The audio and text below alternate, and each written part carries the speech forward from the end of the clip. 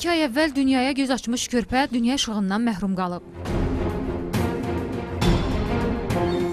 Valideynləri buna səbəb kimi doğuş həkiminin səhlənkarlığını göstərirlər. Çünki uşağın aparıldığı həkimlər gözün korluğunu doğuş zamanı aldığı travma ilə əlaqələndirirlər. Aparmışam, deyiblər ki, bu görmür. Uşaq beynindən travma alınıb, yəni anadan olanda. Ona görə diqqəti yayınıb uşağın. Yəni o görmür da, travma aldığına görə görmür. Yəni ki, beyni tutulur uşağın.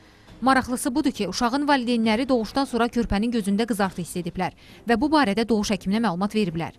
Həkim isə bunun adi infeksiya olduğunu və narahatlığa əsas olmadığını deyib. Mən sənə dəfələrlə dedim ki, bu uşağın gözündə nə infeksiyası var? Sən bunu mənə denə.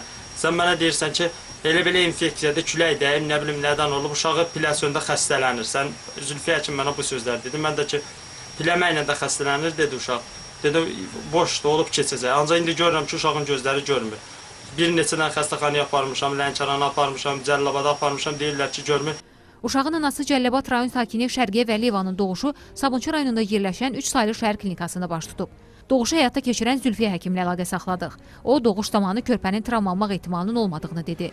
Onun sözlərinə görə, əgər uşağı kör edə biləcək qədər ağır travma olsaydı, körpədə bunun əlamətləri kəskin şəkildə özünü biruzə verərdi. Əgər elə travma almış olsa, uşaqda əsmə olar, uşaqda sinir pozğunluğu olar. O xəstəxanadan evə gedib, o mediazada düşməyib, başqa xəstəxanaya düşməyib. Yəni o nə qədər travma almış, o başqa xəstəxanaya düşməyib qızım. Biz doğuzduran həkimik.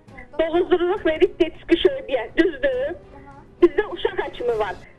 Əgər orada güclü travma olsa, yaxşı uşaq həkimlərimiz də var. O uşaq həkimi elə buraxmaz onu evə.